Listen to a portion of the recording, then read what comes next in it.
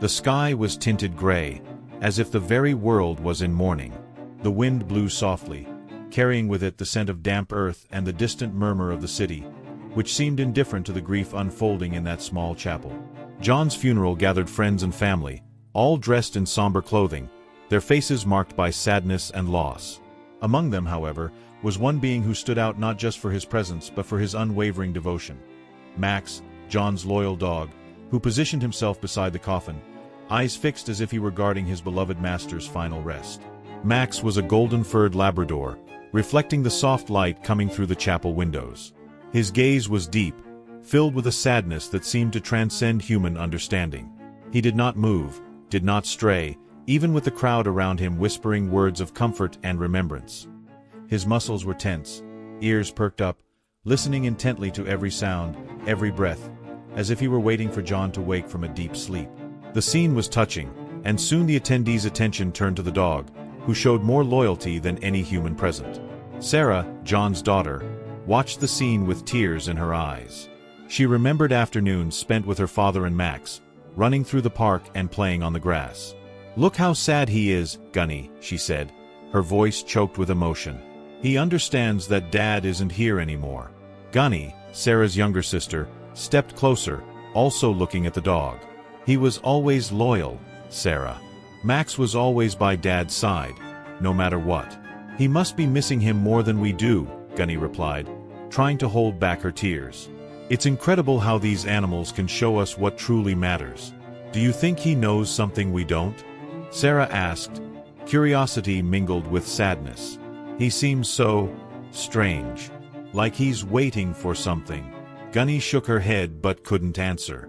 The truth was, there was something unsettling in the way Max remained there, steady and unflinching. While the tributes to John echoed through the chapel, Max never took his eyes off the coffin. The silence around him was profound, almost tangible, and his presence made everything even more intense. The ceremony continued, and when the time for final farewells came, people began to approach the coffin to say their goodbyes. Max, however, stepped away just enough not to be in the way but quickly returned to his position beside the coffin, like an tireless guardian. He seemed to understand the gravity of the situation, that this was no ordinary moment. It was a moment of loss, of separation, and he was there to protect his master's memory. As the lights began to dim and night started to fall, John's family made the difficult decision to leave. Exhaustion began to settle on everyone's expressions, but Max showed no signs of giving in. He remained firm beside the coffin, as if on a mission. Sarah, her eyes heavy with tears, paused for a moment and looked at Max. "Max, let's go home, buddy," she said, her voice trembling. "You can't stay here alone." But the dog didn't move. He looked at her with an intensity that seemed to say there was no way he could leave. "Why don't you want to leave?" Sarah questioned, feeling a pang of pain at seeing her friend's unwavering devotion. "He needs some time," Gunny intervened, placing a hand on her sister's shoulder. "Let him stay. He knows what he's doing." Sarah hesitated, but Max's expression made her resistance waver. The dog, with his deep, sorrowful eyes, seemed to understand the gravity of the situation in a way the family could not yet grasp. The decision to walk away was difficult, and each step the family took toward the chapel's exit felt like an act of betrayal to Max. He remained firm, panting but determined. As soon as the doors closed, enveloped by the darkness of the night, Max lay down beside the coffin, like a soldier on watch, and a profound silence filled the space. As the family made their way home, their conversations mixed with the silent mourning of everyone. The pain of losing John was still fresh, but the image of Max, loyal and steadfast, lingered in Sarah's mind. "He's more than a dog, Gunny. He's our connection to Dad," she murmured. "I just hope he isn't suffering." "He has his own way of showing how he feels," Gunny replied. "And that's something rare, Sarah. His devotion is a reflection of the love your father had for him." Thus, the night dragged on, filled with thoughts and questions. The family settled into their homes, but the image of Max, guardian of the coffin, remained in everyone's minds. He was there, on his silent mission, as a symbol of unconditional love, and the certainty that something wasn't quite right lingered in the air. Max's loyalty, however, wasn't just a response to the pain. It was a silent promise that he would do everything in his power to protect John's memory, no matter the cost.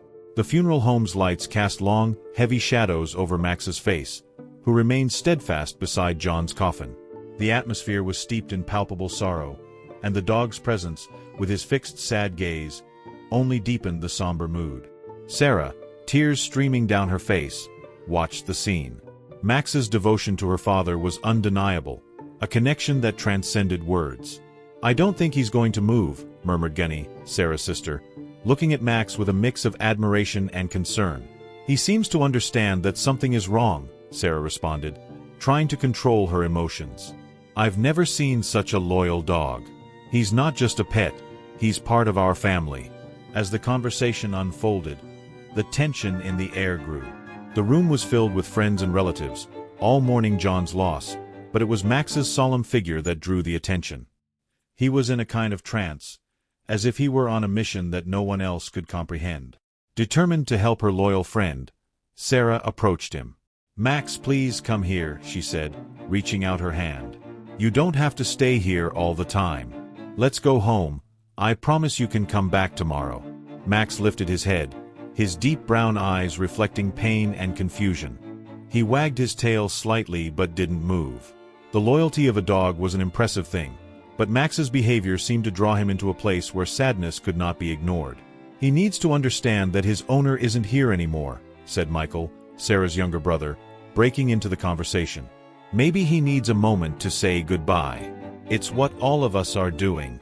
"You might be right, Michael," Gunny replied, looking at Max kindly.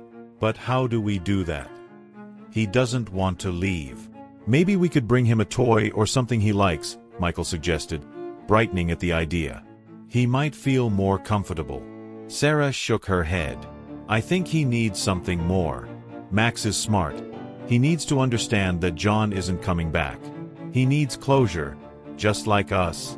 The family began discussing plans, but they couldn't stop watching Max, who remained beside the coffin like a true guardian. The silence surrounding the place was broken only by the sound of sobs and murmured condolences. The scene was moving and tragic, and everyone felt powerless in the face of the situation. After a few moments of debate, Sarah decided it was time to act. "I'm going to try one more time," she said with determination. "Max, come here, please." She approached, trying to convey all her calm and love. "Max, we need to say goodbye to Dad. He wants you to be happy. Come with me." Max looked at her, his expression still full of sorrow, but something seemed to change in his eyes. He took a step towards Sarah but soon hesitated, his protective instincts taking over. It was as if part of him didn't want to leave John, not even for a second. "Come on, Max. I know you miss him, but we need to move on. He doesn't want you to suffer like this," Sarah insisted, her voice breaking. Max finally took a hesitant step, but quickly returned to his position beside the coffin, as if reaffirming his commitment. Max's gaze was a mixture of sadness and determination, and Sarah realized it would not be easy to convince him to leave. "He won't leave Dad," said Michael, his voice choked with emotion. "He's waiting for something. Something we don't understand," Gunny added thoughtfully. "His devotion is incredible, but we need to help him get through this." The night dragged on, and while the family discussed, Max remained steadfast, guarding his master like a sentinel. The wake seemed endless, and the heavy atmosphere made everyone feel trapped in a cycle of grief and despair. As time passed, the family decided it was time to leave. The lights began to dim, and the sound of footsteps grew more distant. Sarah looked at Max one last time, her heart heavy. "Come on, Max. You can come with me." But instead of following her, Max simply lay down beside the coffin, resting his head on his paws. It was as if he was making a silent promise to John, a promise that he would always be there, watching and protecting. "He's really not going to move," Gunny said with a resigned sigh. "It's like he's fulfilling a duty." "I've never seen love this strong," Sarah replied, her tears now mingled with a sad smile. "He's trying to show us something. I just don't know what it is." The family left, leaving Max alone on his watch. The room was calm, but the tension hung in the air. The loyal dog, with his sorrowful gaze, seemed to understand that there was more, a secret that still needed to be revealed. He was not just a dog, He was the guardian of a truth still hidden in the shadows of grief. Hours passed, and the moon illuminated the wake, creating an almost ethereal scene. Max remained beside the coffin, his senses sharp, perceiving something the humans couldn't see. His loyalty was unshakable, and somehow, he knew that his mission was far from over. The pain of loss was only the beginning of a journey that needed to be traveled, a journey that would reveal the true nature of love and betrayal. And so, in the dimness of that sad night, while the world around continued, Max remained steadfast, a symbol of devotion and a mystery waiting to be unraveled. The next morning, the sun illuminated the day with a soft light, but the atmosphere around the cemetery was heavy and laden with sadness. John's family had gathered again, this time for the burial. The wind blew gently, as if whispering words of comfort, but no one felt consoled.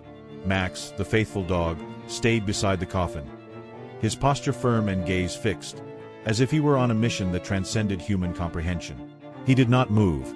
His loyalty and devotion were palpable, a barrier against the grief surrounding the family. Sarah, her eyes red from crying, watched Max with a mixture of admiration and concern. "He's not going to move, is he?" "It's like he's waiting for Dad to wake up," said Gunny, Sarah's sister, trying to find a lighter perspective amidst the mourning.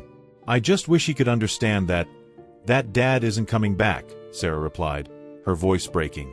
"It's so sad to see him like this, as if he's on high alert. He doesn't seem normal." The scene was moving. Max, a robust German shepherd, seemed to be in a state of constant vigilance. With every movement the family made, he lifted his head, his gaze piercing and investigative. His muscles were tense, as if he were ready to protect what mattered most to him. The coffin, covered in flowers, seemed insignificant compared to the love and loyalty emanating from that dog. "We should try to convince him to step away a bit," suggested Michael, Sarah's younger brother. "Maybe he needs a moment to say goodbye too." "Maybe he just doesn't understand," Gunny said, stroking Sarah's arm, trying to comfort her. "Dogs have their own ways of dealing with grief. He may just be trying to protect John." The idea that Max was somehow guarding a secret or sensing something they couldn't comprehend began to unsettle Sarah. Max's expression was one of determination but also sadness, as if he knew something wasn't right. He looked at the coffin, then at the faces of the family, and a low growl escaped his lips. "Max, don't do that," Sarah said, trying to approach. "It's okay, buddy. You can go home. We'll take care of you." But Max did not move. He remained firm, head held high and eyes fixed on the coffin. The tension in the air increased, and Max's behavior began to worry everyone. Sarah turned to Gunny, a mix of confusion and fear in her eyes. "What's he trying to tell us? Why is he acting like this?" The family began to wonder if there was more behind John's death. The pain of loss was palpable, but Max's behavior suggested there was an additional layer of mystery they had yet to unravel. "Maybe we should talk to Roger," Gunny suggested, remembering John's brother who had arrived only for the funeral. "He might have seen something. Or maybe he knows something we're not noticing." Michael frowned. "Roger? What would he have to do with it? He barely knew Dad."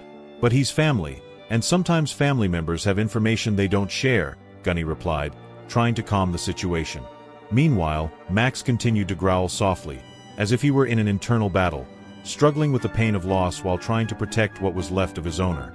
He wasn't intimidated by the raised voices or the concerned looks. The dog knew his mission was clear: stay by John's side, no matter what. "Max, please. Don't do this," Sarah pleaded, feeling a pang in her heart. "Come with me, let's go for a walk. We can even go to the park where you used to run with Dad." But the dog didn't react. He just looked at Sarah with an intensity that sent chills down her spine. The growl grew louder, and the family fell silent, watching the scene. "He won't move while the coffin is here," Gunny said, her worry growing. "We need to understand what's going on, and quickly." The idea that something was wrong began to settle in the minds of those present. What did Max know? Was there a secret surrounding John's death? And was the dog's unwavering loyalty the key to uncovering that hidden truth? "Let's give him some time," Michael suggested, breaking the silence. "Sometimes the best thing we can do is leave him alone. If he feels safe, he might move away." The family agreed, albeit reluctantly. As they moved away, Max remained where he was, his gaze fixed on the coffin, like a guardian whose sole task was to protect his owner's memory. The wind began to blow again, and the flowers on the coffin swayed gently, as if dancing to a sad melody that only Max could hear. Sarah turned back one last time, her heart heavy. "I just hope you know we're here, Max. We will take care of you. You're not alone." But Max didn't respond.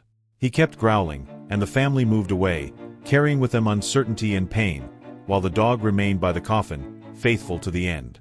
Max's struggle against farewell was more than mere resistance.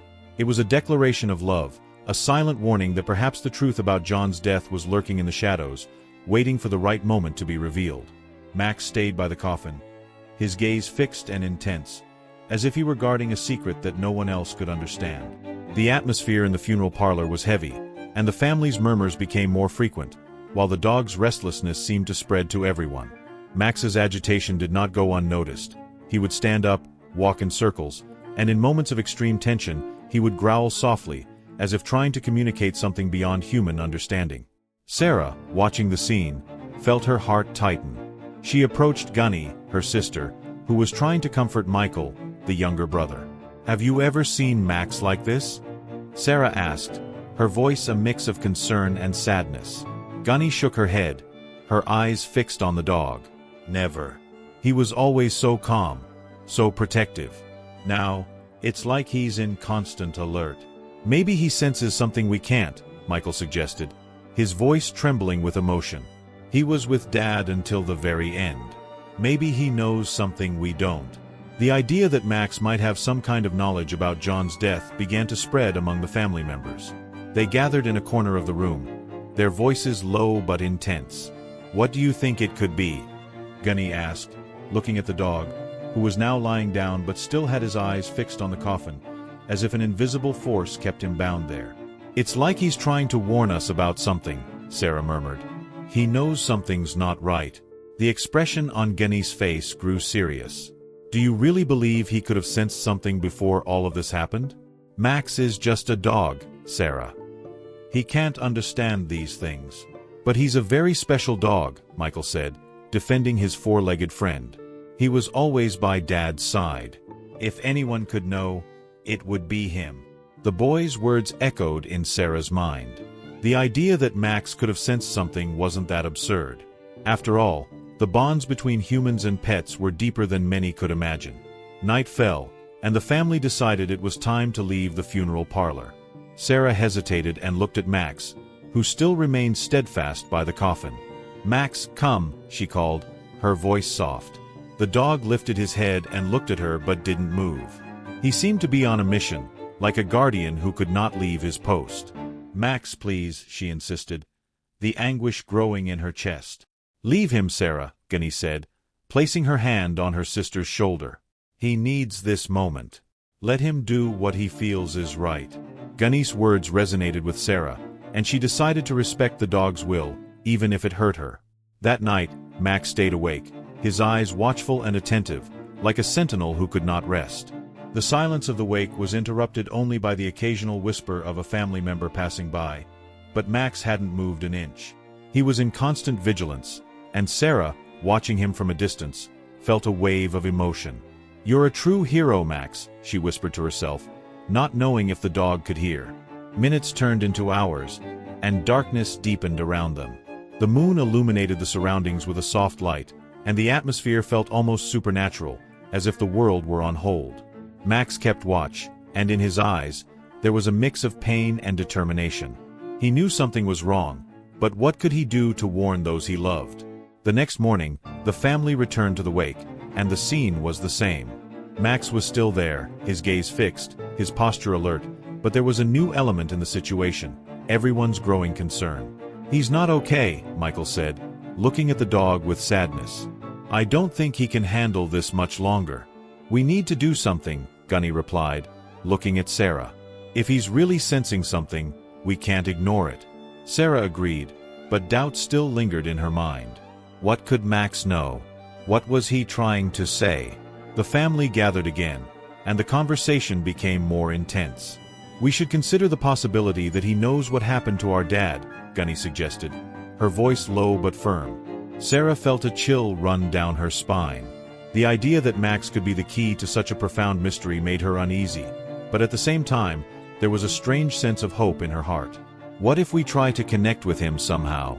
Michael suggested, his gaze hopeful. Maybe he can show us what he's feeling. How? Sarah asked, confused. He's a dog. How could he show us something? Michael shrugged, but the idea began to take root. We could try calling him and see what he does. If there's something he wants to show us, maybe we can find out. The family decided that the next day they would try to connect with Max in a deeper way. They would gather around the dog and try to understand his pain and loyalty. We need to believe he can help us, Gunny said, her determination visible. Max is more than a dog. He's part of our family. As everyone moved away once again, Max remained by the coffin, looking intently, as if waiting for a sign, a word, something that could explain his restlessness. And for a moment, Sarah felt that the connection between them was stronger than any words could describe. Max's unconditional love was a light in the midst of darkness, and she was willing to discover what that loyal guardian had to reveal. The day of John's burial dawned somber, reflecting the sadness that enveloped the family. Heavy clouds hung over the city, as if the sky itself were mourning the loss of a beloved man. Max, John's faithful dog, stood firm by the coffin, his imposing presence contrasting with the fragility of the moment. With every movement of the coffin, a low growl escaped his throat, a deep sound that reverberated in the stillness of the cemetery. This was no mere display of grief. It was a warning, a message he felt no one else could decipher. Sarah watched her dog, her heart heavy. She remembered all the times Max had been by her father's side, always protective, always loyal. He won't move, will he? Gunny asked, her trembling voice breaking with emotion. It seems like he knows something's wrong. Sarah's sister nodded, her gaze fixed on the animal that refused to leave the coffin. Max was always Dad's shadow. He must have sensed something. The tension in the air became palpable as the moment to close the coffin approached. The family members, already devastated by the loss, looked at each other, not knowing how to deal with the dog's situation. The priest began to offer words of comfort, but Max's voice cut through the silence like a sharp blade. He growled, louder and more intense, as if warning of imminent danger. Everyone turned to him, startled. "Max, calm down," Sarah cried, a mix of apprehension and compassion in her voice. "It's okay." But it wasn't.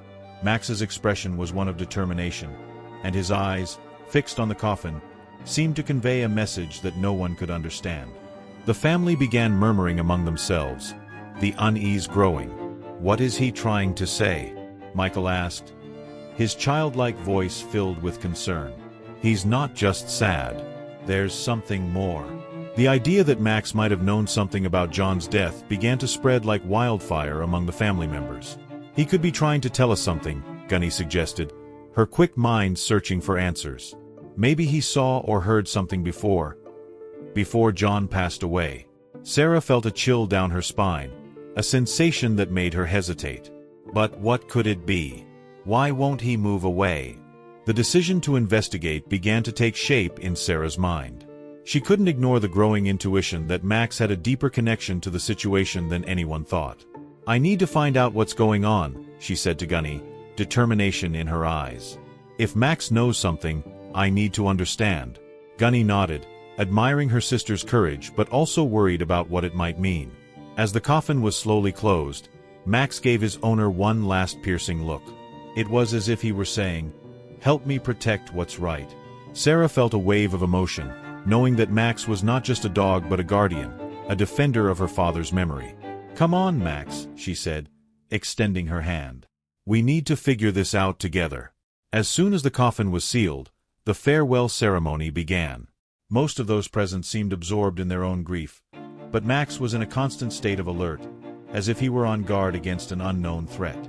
Sarah's gaze focused on Roger, John's brother, who was standing in a corner with a somber expression on his face. Something about his presence bothered her, a feeling that he might be hiding something. Sarah had never fully trusted Roger. There was always a shadow of mystery in his behavior. After the ceremony, the family began to disperse, but Max remained firm in his place, like a beacon of loyalty amidst the darkness of loss. Sarah approached the dog, stroking his soft fur. "Come on, Max. We need to find out the truth," she whispered, her voice filled with emotion. The dog looked at her with understanding, and for a moment, she felt they were a united team in search of answers. The feeling that something was wrong grew in her chest.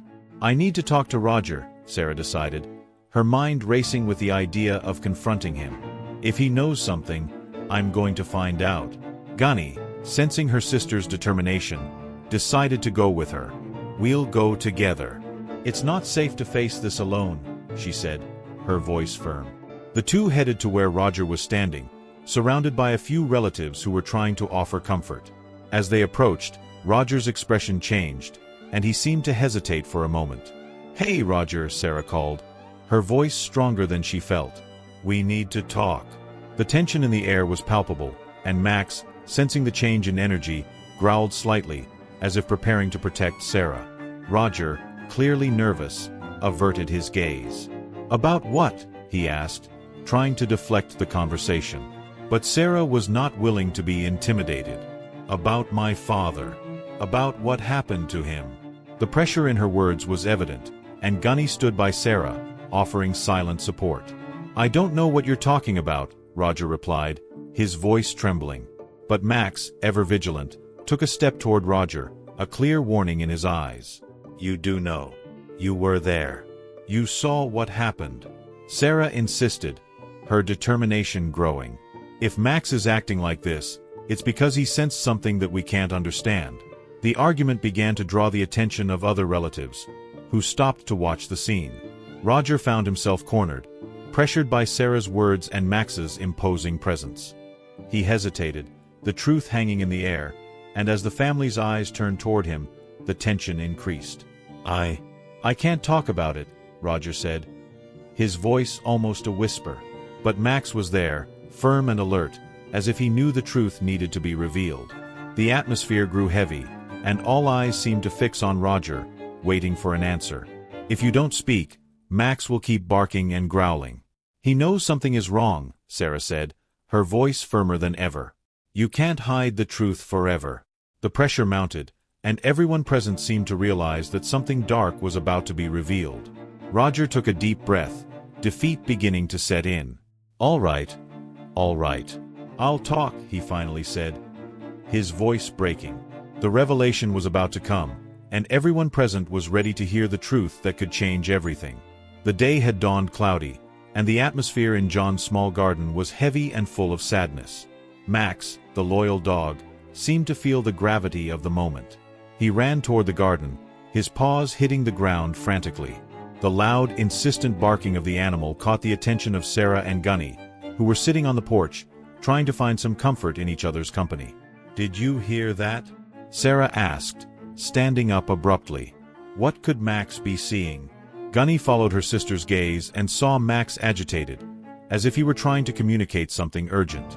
Sarah's heart raced, and she began walking toward the dog. "Come on, Gunny.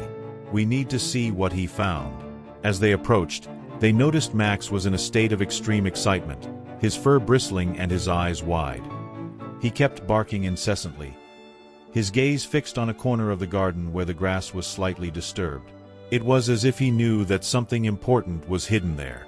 "Max, what's going on, boy?" Sarah tried to calm him, but the dog didn't seem to hear.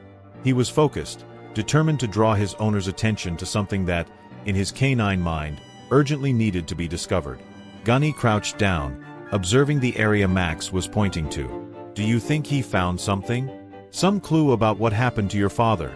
she asked, her voice full of apprehension. "I don't know, but we need to find out," Sarah replied as she crouched beside Max, trying to understand what had stirred such agitation. "Let's see." Then suddenly, a figure appeared at the end of the garden. It was Roger, John's brother, who was standing there, watching the scene with a nervous look. He seemed uncomfortable, as if he knew he shouldn't be there. Max, noticing the man's presence, began to growl, positioning himself defensively between Sarah and Gunny. "Roger!" Sarah exclaimed, her voice filled with disbelief. "What are you doing here?" Roger hesitated, his expression shifting from surprise to a mix of guilt and fear. He stepped back, as if trying to hide. I just came to take a look, he said, his voice trembling. I saw the dog here and what? Sarah interrupted, her tone demanding. What are you really doing in the garden? Gunny watched the interaction closely, noticing the growing tension. Roger was cornered, and Max didn't seem willing to let him leave easily. The dog took a step forward, growling more intensely, a fierce protector of his family. I don't want any trouble, Roger finally said, his voice almost a whisper. I just want everyone to be okay. Be okay. Sarah repeated, angrily. Do you really think you can just show up here and everything will be fine? My father died, and you are the last one who should have anything to say about what's happening. Max, sensing the tension in the air, barked again, as if trying to warn them. He moved back and forth, watching Roger's every move, ready to jump at any moment. It was a situation that could explode at any instant. Sarah, I need you to listen to me, Roger said, his eyes now fixed on Max. It's not what you think. I didn't want this to happen. What do you mean by that? Sarah approached, her gaze piercing. What do you know about my father's death? Roger hesitated.